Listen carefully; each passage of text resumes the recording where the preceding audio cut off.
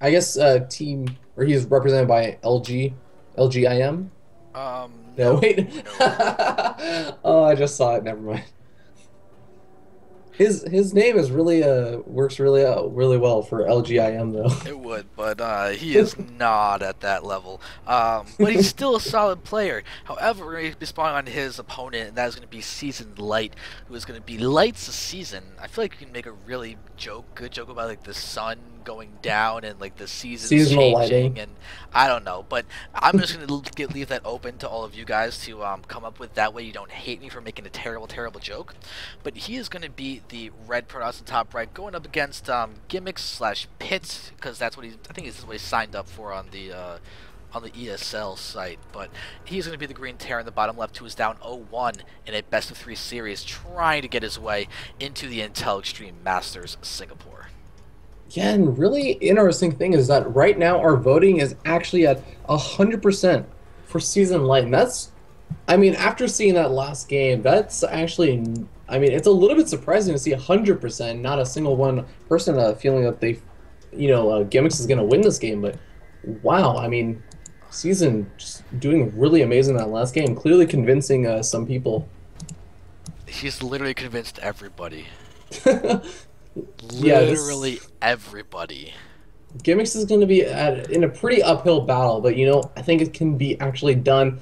I'm actually going to go ahead and vote for Gimmicks because you know what? I want this game to go to best of or game number 3. Alright, so now, guys, you can just go ahead and vote yourself, and that would be rather nice. But let's go ahead and just enjoy the fact that, oh wow, the voting is, oh god, that is one-sided.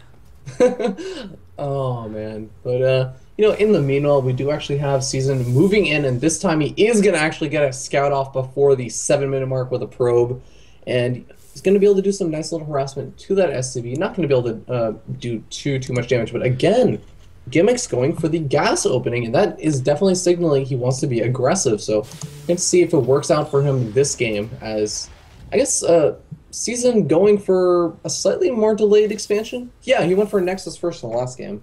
Yeah, and he's getting started with Next Core now down. He is building a Zealot. Well, I'm curious to see if he actually may choose to even cancel a Zealot, go for more of a Huck expansion, and or the Huck 20 gate expansion, I should be saying. Huck 20 gate, no, the Huck 20 Nexus. Yeah, that's the proper way to put it. Oh my god, this probe is actually still alive in the middle of Gimmicks' base, and I mean, he did actually end up seeing the reactor, I think. Yeah, he saw the reactor going down, so he should know what's probably going to be coming out of Gimmicks now. I mean, if you saw that that reactor was going down, what would you be thinking as a Protoss player, Xander?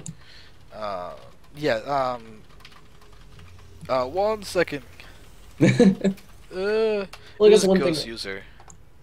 Yeah, I guess one thing I would be thinking of is probably just, we're going to be seeing a lot more Marines than usual, and that's going to actually signal some potential for some, heavy Marine aggression early on. He's going to have to be a bit more careful, going to have to get up a couple more units earlier. I mean, do you kind of agree with that, Xander, or do you think he might have something else in mind?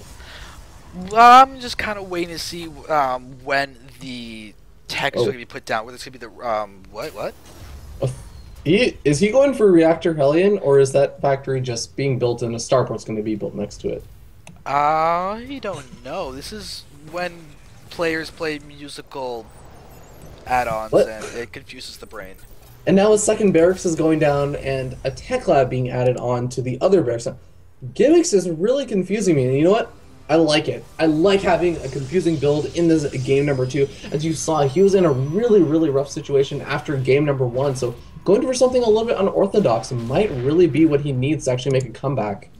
Yeah, I think we're going to be seeing Season going for a very heavy Colossus push. His Robo was put down before any other gateways, and I think we're going to have a Robotic Spay the second that Robo completes, and then we're going to be ripping into Gimmicks via Colossi swiping.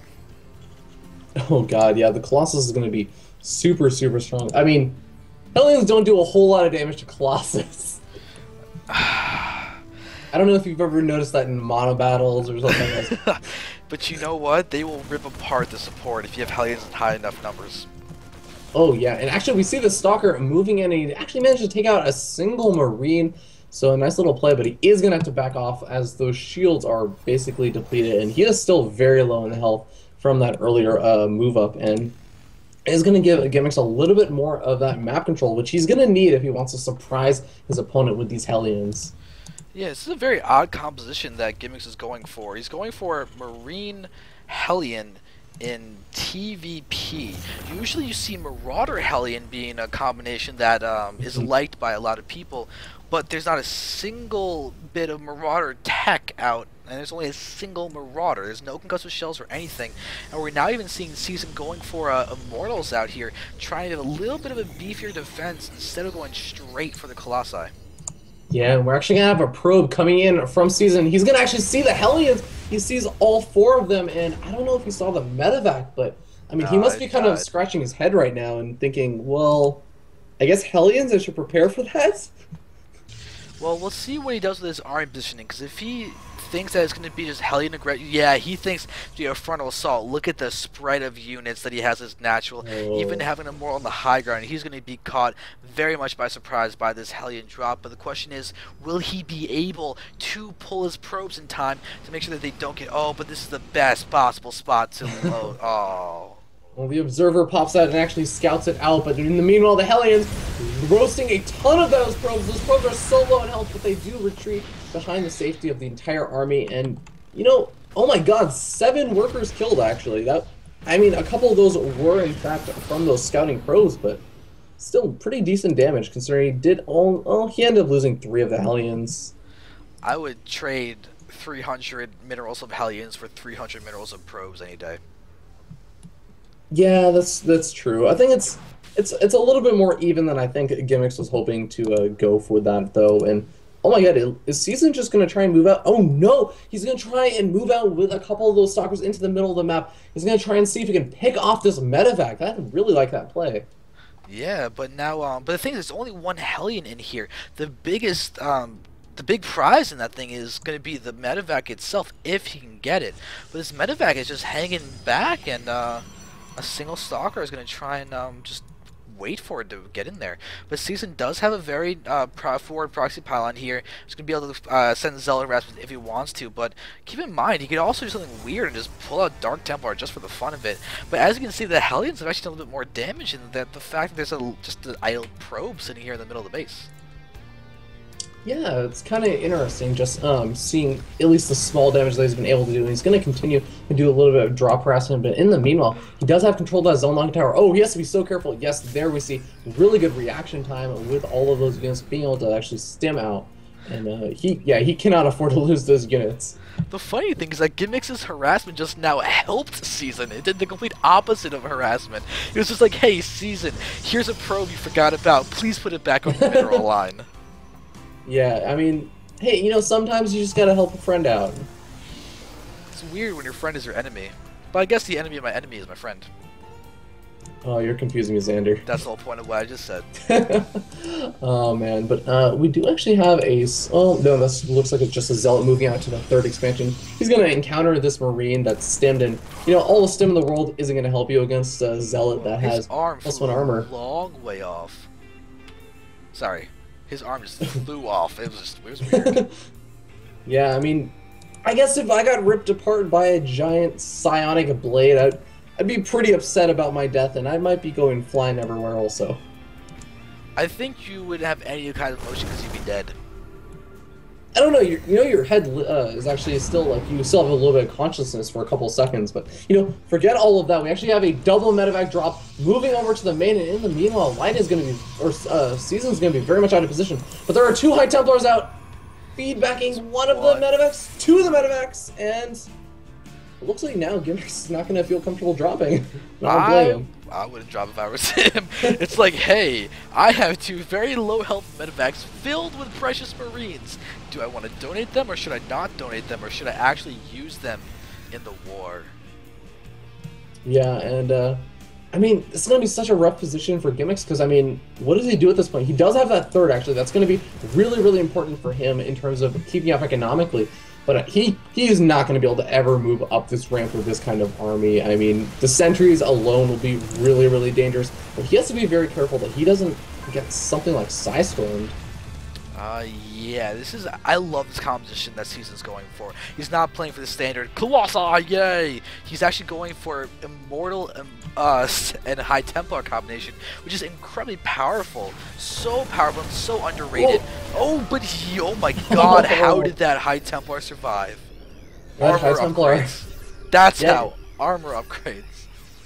Get your armor upgrades, folks, and you know that High Templar is going to be able to come back. He has enough energy for Storm, so he's definitely going to make a difference in the upcoming engagement. Look at this play from Gimix, sniping off and canceling the third, and that's actually going to force Season to potentially move down. No, he decides to back off, and oh, this game is actually starting to look a little bit ugly for Season. His third is just so far delayed in comparison to his opponents. Yeah, but the big thing is going to be the storms against this high marine count of Gimix. If Gimix takes an unfavorable attack, that could give Season the time he needs to get up to the third and push out and do a little bit of damage.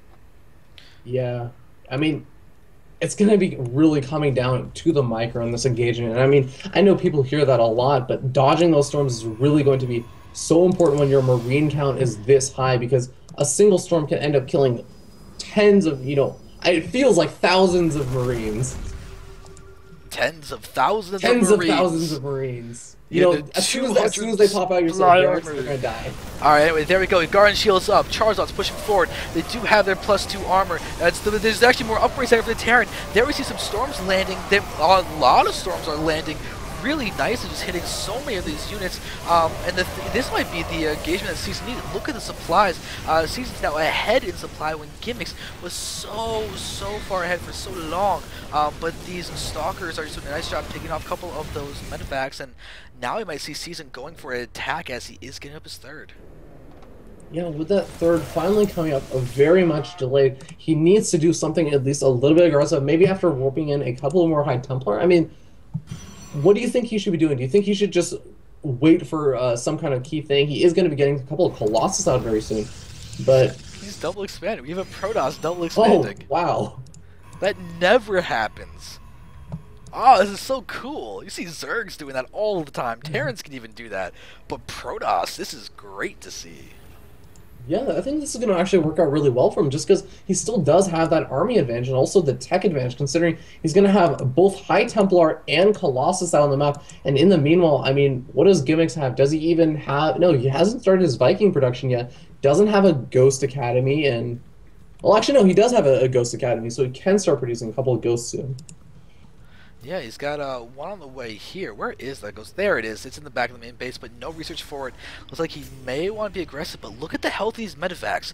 Those feedbacks are really damaging. The fact that Stalkers are focusing on those medevacs is making it an incredibly vulnerable part of Gimix's army, when normally your medevac count is basically stable. Yeah, and we actually see, it looks like we might see a big engagement over here. A storm going down, not exactly the most effective storm, but still, oh my god, Gimix is doing a really good job just picking off these Zealots, but he has to be careful not to lose too much, because, I mean, when it comes down to it, Zealots are pure Marine, and he wants to be picking off those gas-heavy units, those High Templar, those Colossus, the Sentries. Alright, now the medevac count is getting a little bit higher. A couple more green are coming out, and we have the Starports producing Vikings. Yeah, it's going to be so important for him, and I'd actually love to see him maybe go for a drop in the situation. I mean, look at how far out of position a Protoss player would have to, or will be, if a drop does come in. Yeah, but can he spare those units? That's what he's got to work out for, because so much is going to depend on where the engagement happens. Because if it happens on this ramp, it's going to favor Protoss very much. And we can see how Season's placing these cannons. Look at the range that would be hitting the cannons for the Terran. They'd be hitting right over here. They'd be locked into that ramp area, allowing these cannons to force the perfect amount of aggro out against them. And look at the spread that Season's pushing out with these units. He's keeping them very much in a line, so he can just engage them all at the same time. But this War Prism is going to start harassing over here. Yeah, the Proxy Warp Prism, I say Proxy Warp Prism because it's been chilling out there for a little while, and oh my god, it looks like the Zealots are just going to encounter the Planetary Fortress and say, nope, not happening. But they're going to be able to pick off these tech labs. They just don't want that other thing that Gimix can use to come back in. There is, oh, that's what he wants to limit, the Ghost production. There you have this Ghost now getting 2 kills already. 2 shots, 2 kills. Oh, I feel like I should get an achievement. Yeah, definitely. I mean, hey, ghosts do extra damage to light, and you know zealots are light. But actually, I love this play from Season. He sees that the entire Bioforce is completely out of position now, so now he moves down with his army. He actually now might be able to put on a little bit of aggression of his own and assault the fourth. No, looks like he's just going to go ahead and back up and move forward with a couple of High Templar for some feedbacks, maybe. Yeah, but right now being passive favors him more so than it favors Gimmicks.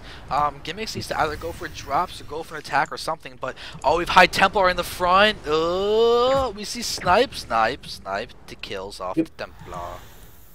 Yeah, some good snipes. Picking off one High Templar, and we do see 3 High Templars left over. And oh my god, they're actually very clumped up. I feel like he has to be very careful against those ghosts as, you know, now spreading them out. He needs to make sure he lands those storms in this big engagement. And there we see it with the MP, but now the Templar feedbacking him down. Yes, those damaged medevacts, they are prime targets for these Templar. Look at that, 6-kill Mentor Templar. Yeah, and this is one of those advantages of having gone for those High Templars so early in the game. You can see how much energy they were basically sitting at full energy, so they have enough energy to actually to go for the feedbacks and still have enough energy to storm. And look at this positioning from Season, leaving those High Templar actually over at the bottom side, just ready to storm any kind of army that decides to move through. But Gimmick's just not actually going around that angle, going along the top side, and he's actually going to miss out on a couple of those zealots moving along the top side as well. Yeah, but they gotta be careful because they have planetary forces. They're not gonna be able to do much damage, but you know what? They actually just found a little group of bioforces to go ahead and kill off. So that's a nice little bit of a pick off. Now they'll be able to finish off the tech. Drop in the main. Drop in the main of big drop in the main. There's a lot of units. 4 medevacs worth. This Colossus. Oh, this is a brave Colossus.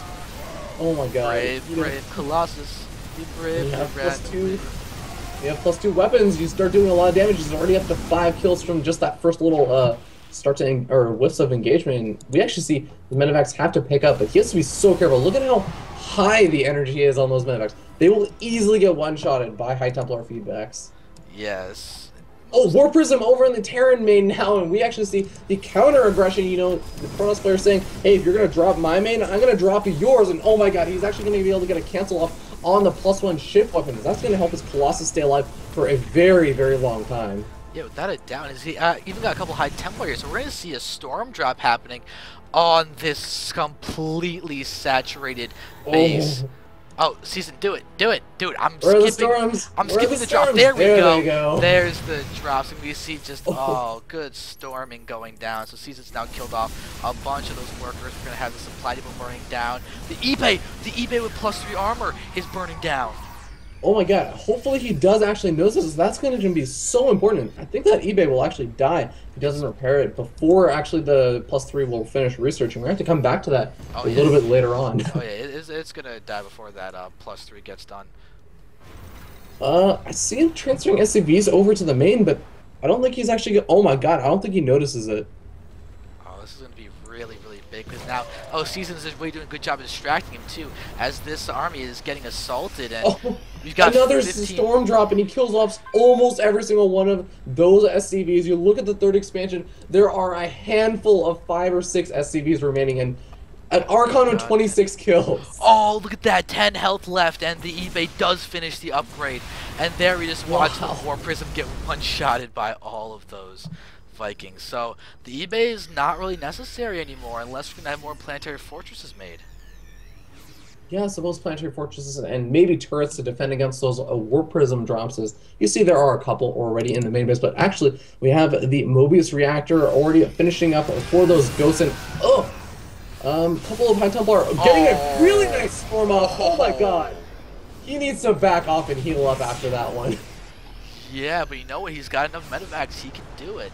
And the thing is, that actually helps Gimmicks. That helps Gimmicks. He cannot have high energy on his medevacs in the face of the feedbacks of Season. Yeah, but at the same time, look at Season's army right now. He is moving forward with his 2 remaining High Templar that actually have energy. We see 1 storm going down, 2 storms going down. I mean, kind of effective, but here is actually going to be the big engagement. Oh yeah, he's just continuously storming right now, doing a great job. Feedback's now going down. So if he can get the feedbacks and the Storm Foundation down, there's going to be no healing left for this Terran army. Yeah, that's definitely true, but I mean, he also has to make sure that he continues to warp an additional High Templar. We see that really right now he's only keeping one High Templar with his army as he continues to lose them. He has to be very careful as, you know, I mean, it's great that he's getting off those great storms. He's doing the good feedbacks also, but I mean, if he gets caught out of position and all of his High Templar continue to get sniped off, even if you warp an additional High Templar, they're not going to have enough energy for a storm. But they will be able to feedback. And that's a plus. We have another War Prism with High Templar in it now going up to the top left, but there's no base here from Gimix. Oh wait, look at that. He's going to try and get it now, but you know who's faster to that base? His opponent. That's really sad. Yeah, I think that War Prism might have speed, does it? It does have speed. That is a speedy War Prism. Yeah, we actually see a small little engagement, just constant little harassment on both sides, both of them trying to do a little bit of damage to each other, and it looks like now, with the High Templars moving in, they're going to storm once again and kill off almost every single one of those SCVs once again. And what is Gimix's income at right now? He is sitting on 31 Harvesters of 66. Oh, we never see another storm in the mineral line, but you know what? This means Gimix's army itself, his supply is very large, because he's maxed with 30 SCVs. Yeah, I mean, he basically has a 170 supply army against a 140 supply army. So, in a way, Season's army is 30 supply down to his opponent. He has to be really keeping that in mind when that big engagement actually ends up happening. Alright, now we've got a Colossi. That's going to be ridiculous. A Colossi are going to be swiping so much. We have High Templar also taking out a couple of Marines. There's like 1, 2, 3, 4, 5, 6 Marines went down into bloody little splashes. Yeah, and another High Templar drop being prepared with that War Prism. And, you know, I do like how active he's being with that War Prism, even though it does get sniped right there. Never mind. But I mean, again, I think another use of that War Prism is in that big engagement. He can actually put a couple of High Templar in the War Prism, and that'll actually stop the War Prism from getting EMP'd. But I guess Gimix just reminding me, you have to be careful about the Vikings. Yeah, there's the cancellation on a couple of those cannons, those forward cancels. Like Season wanted to actually expand over here into this restricted area.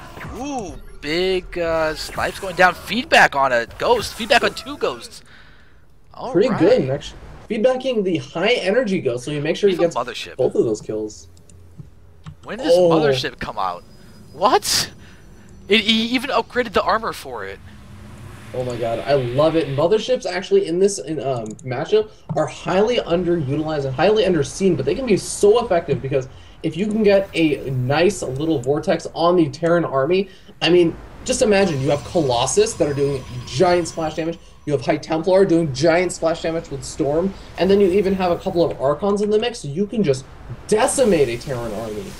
Yeah, seriously. Not to mention the fact that it's another target for the Vikings to go for. Oh my god, the Mothership is under attack from the Vikings, and the Vortex gets utilized. Oh, we do have the Vikings did go in there, but this is going to be a big loss for Season. And now we're going to have I was waiting for the Vortex to pop out and watch all of the Vikings die. And, oh no, the Vikings don't even get touched. Oh, the Ghosts! The Ghosts are completely out of position, and the Protoss army just moves in. And even though a couple of EMPs did go down, this is going to actually be a relatively close engagement as, oh, this is going to be so close. Looks like Season, though, is really coming out on top, as there's so many Zealots and everything. The reinforcements are really helping him, plus Gimix losing a lot of the positioning advantage by getting caught from the back. I mean, these Vikings are now worthless. They killed off a Colossi, but they just can't handle the ground forces. Yeah, and I mean, look at how many of the medevacs are left over. I mean, it's all well and good, but there just aren't Marines and Marauders left over, and even though the Planetary Fortress is also helping out with the oh my god, the repair of the Planetary Fortress is doing so much damage, and he might actually be able to clean up this army of Season with these reinforcements coming in. And in the midst of all of this, Season still managed to target fire the Marauders with this Immortal. That's obscene. That's the mark of a really good player. That is obscene. That is not okay. GG gets called, as we noticed, the most intimate thing ever to exist in StarCraft, and that is the micromanagement of Season. Yeah, I mean, that was actually insane. I mean, I thought that the engagement was going to go much more